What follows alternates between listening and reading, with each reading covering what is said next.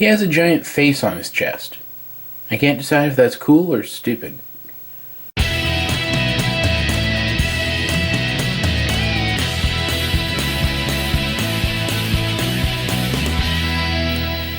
Hey guys, this is AwesomeJohn22 coming at you today with another review. Today we are taking a look at the Gosei Ultimate Megazord from Power Rangers Megaforce, known as Gosei Ultimate in Goseiger, I believe. As you can see here, we have it in its alternate mode, which is a mega ship similar to the one from Power Rangers in Space, and in fact, they actually use the term megaship when referring to it. I believe they call it the Gosei Ultimate Command Megaship or something along those lines.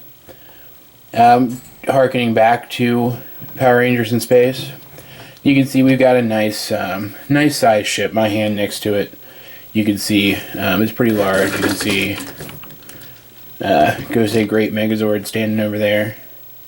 It's a pretty big ship, and we have it in this mode to start out because I do want to show off a combination feature in a moment. But first, let's take a look at the details on this thing. It's pretty much a brick. It doesn't do a whole lot. But as you can see, we've got some really nice striping down. It's this really cool, I don't know how well this is going to come across on camera. So let me zoom in for a second. It's this really cool, it's not gray plastic. It's actually got silver. It's got like a silver sheen to it, and it's not coming across very well. I'll see if I can clear up the contrast a little bit in editing, but it's really nice silver. Like all the plastic in these newer Power Rangers toys, it feels a little light, but at the same time it has some weight to it. So without actually handling them yourself, I'm not really sure if I can explain that properly, but it doesn't feel cheap, but at the same time it kind of feels like it is. But it's okay because it's hefty and solid, and it brings the cost down. This thing was, I don't remember the exact price anymore, but it wasn't too bad for a full Megazord. It was a good price. Taking a look on the sides here, you can see on each side we have two guns pointing forward. Looking at the top, you can see these gold sections, which we will get to in a moment. And you can see just how nice and large it is, and it's got this big, pop something out of place down there, this big triangular shape. You can see different colors for the Rangers down here. Wheels for it to roll on. It does roll. As you can see, looking at the side, you can kind of see one of the Ultra Zords down there, which we will again talk about in a moment. But first, let's bring in our friend over here.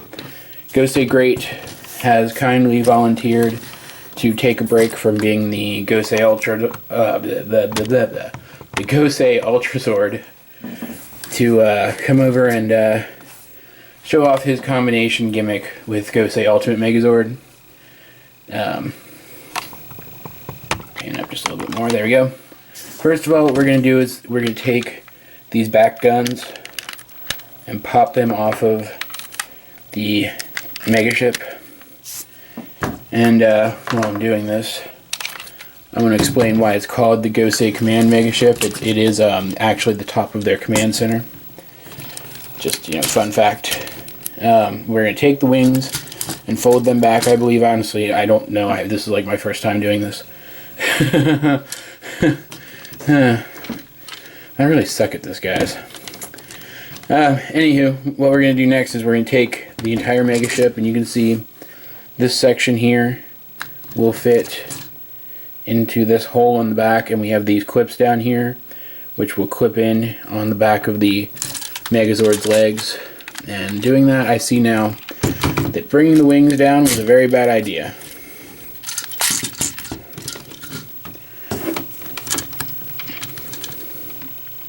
But we're just going to keep going. We're going to keep trucking, because that's what I do. I make a fool of myself and then I ignore it. So, using the connector points that I just showed you, we attach this to the back And I'm sure that they folded the wings back on the show. I'm sure they did. Anyway, you can now see we have the Gosei Great Megazord with a giant rocket pack. Now what we can also do is we can take these, which are the ultimate swords, I believe they're called, or something along those lines. And we can kind of, I say this, I use this term loosely, we can put them in his hands, but they don't stay very well. It's actually kind of better to just stick with his main weapon, because they can't really point forward, which is a bummer. My review of this guy is going to be overall pretty positive, but I just want to point out right here now that this bums me out. His swords bum me out. They were larger proportionately in the Japanese toy, I believe, and could connect better with stuff, especially this guy. And it bums me out that they're a little dinky and that they don't do what they're supposed to do for the American release. But as you can see, we do have this, and he is connected pretty well. It's not going to fall off. And what this does is allows him to fly at incredibly high speeds in the show. And it looks pretty cool too. It looks like he's got a giant freaking rocket pack on his back, which is pretty nice. But really, that's all that this thing does in relationship to other Zords. It is, first and foremost, its own Megazord. So we're going to take a look at that now. Moving Gosei Great off to the side, we can take a look at this whole thing. First, what we're going to do is we are going to fold the Ultra Zords in, which will give me an opportunity to talk about the other slight issue I have with this toy. So we're going to leave red kind of poking outward, so I can show you this in a second. That one's jammed. Yellow always gets stuck. There we go. And I want to point this out. These do not detach. They are stuck on there. Now I kind of understand why they did this. These serve absolutely no other function in relation to other Megazords. You can you could have, I guess, put them in place of these Zords on Gosei Great, but there would have been no point, because then you wouldn't have had room for the Zords that were on Gosei Great. So to actually make them part of the Megazord, I kind of see why they did it. They didn't want kids to lose them, and it kept them from having to mold additional separate pieces, I guess, too. But it kind of bums me out, because this guy's final attack, his victory charge, involves launching them off, and you can't mimic that if you can't remove them. But I digress. For red, we do have a little bit of a transformation here. We are going to spread these crests and fold it down. You can see we have a big face in this kind of like petal formation that is supposed to represent Gosei, or I think his name was Great Head or something in the Japanese version. But anyway, that is the first step of the transformation. The second step, we're going to come back here, fold this whole section down, and rotate this panel, bringing it back up, locking it in place. Now we're going to come here, and we are going to fold down these legs, and probably pop at least one of them off. Because if I had one legitimate complaint, not just nitpick about this thing to point out, it would be that the connection joints are a little loose, but it's alright. They go back on real easily too. Once we have the legs folded down, we're going to fold out the feet, and we're going to come up top here, get in the frame, split the arms, bring them down, not rotate them, and we're going to pull that out. It gets a little stuck. You can see it extends the arm. Rotate that down, bring that one notch forward into place. We're going to do the same thing over here. And there we go. And yeah, there we go. Finally, zooming in on the head. Not that head, this head. There we go. We're going to bring this crest up, and then we're going to separate these side panels to reveal his face. He's got a nice head sculpt there with a nice golden crest up top. And looking at this mode, which is the final other mode of the Zord, I'm sure a lot of you can see why some people didn't like this thing. I would argue against people, you know, disliking the aesthetic of the other Zords of this season, but I can totally get why somebody wouldn't like this thing. It has a giant face on its chest. And I really genuinely can't decide if that's really cool or if that's really stupid. I personally think it's okay. I don't mind it. I don't particularly love it either, though. You can see in this mode, we don't really uncover any additional details, but as you saw from the transformation, he actually has a pretty decent range of articulation. He has knees, he has outward hips, but no forward and back movement. He does have a very limited bend at the elbow. He does have an in and out movement at the shoulder, and his shoulders can do a full 360. Very good for a Sentai / Power Rangers figure, though it is to be expected on a figure like this, which transforms from itself into itself. It will have more moving joints and therefore more moving parts. Or is it the other way around?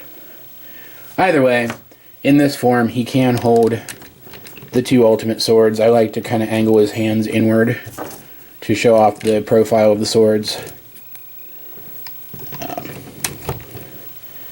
And you can see they look exactly as dinky on this guy. So what I like to do is I like to put them in their second mode, rather, which is a bow, a laser bow, and kind of makes it look like, show it from the side, it's a better angle. Hear my dogs in the background there. I like to put it in the bow form because that way it looks like he's holding like an actual decent sized weapon, though actually an actual bow would probably be at least 3 times the length of this thing. He does keep his laser blasters from his ship mode on his arms here, but I never saw him use it in the show. What he does use in the show is the ultimate laser cannon or something like that, where he opens up these petals, get the arms out of the way, and he can hear something weird in the background. That's my phone turning off. I'm not sure why. You can see he has these 5 little laser blasters in his chest. Let me zoom in on them, because this is like the first new detail in this mode. 5 laser cannons. He does fire lasers out of those, and they do hella damage. And like I said, in the show he can launch the 5 Ultra Zords off, which, fun fact, the Ultra Zords are also what the Rangers use to transform into their powered up mode, which I think they actually call Ultra mode, I'm not sure. Folding these back in, very simple, pretty cool gimmick, even though it doesn't actually do anything or shoot anything. It looks pretty cool, and this guy does look pretty spot on his appearance in the show. And I can't really fault him for much. He's pretty good looking toy. He had minimal coloring in the show, so his minimal paint with just the red and the gold on the silver plastic works. And even though the majority of his paint, the colored portions of these Ultra Zords, is hidden most of the time, it's still there, and it's nice to look at. And overall, with Megaforce having been around now for as long as it has, I would certainly recommend picking this guy up. If you can still find him somewhere, retail, which I'd see him retail pretty often around where I live here in Cincinnati, Ohio. If you can find him retail somewhere, definitely pick him up. His price will be down enough by now that it shouldn't be very difficult to afford him. And I think he's definitely worth it. He has an aesthetic and a name that kind of is reminiscent of Power Rangers in Space, which I believe personally is one of the best Power Rangers. He looks pretty good. Again, the silver color of the plastic isn't showing up very well on camera. I'm not sure why that is. But I promise you, it looks very good. The gold on his chest, you can see, has a nice sheen to it. I can see it right now in the camera. Zoom in a little bit. You can see it's very reflective, very nice. And, I mean, if you've been collecting... Fix my camera. If you've been collecting Megaforce Zords anyway, this guy is the final one. It's what you need to complete your collection. So definitely pick it up on those grounds alone if you've been a collector so far. I'll admit, that's the reason I picked this thing up in the first place. I didn't expect to like it. Thought it looked pretty lame. Then I got it. Then I saw it on the show. And then I was super glad I'd gotten it. Because on the show it is pretty badass. But yeah. Really though, it's up to you. Like I said, it's got an odd aesthetic. Not everyone likes it, and I can certainly appreciate that. If you are one of those people who just does not like the giant face on its chest, I completely understand. Do what you want. Do what you need. I'm not going to get in your way. For a size comparison real quick of the Megazord mode, we'll bring in our friend Gosei Great Megazord again.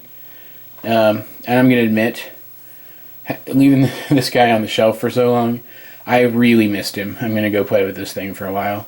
I also want to point out real quick, I don't know how I'm supposed to show this on camera. This guy is heavier than Gosei Great. I know I talked about Gosei Great and how it felt a little light when I was playing with it, but also pretty solid.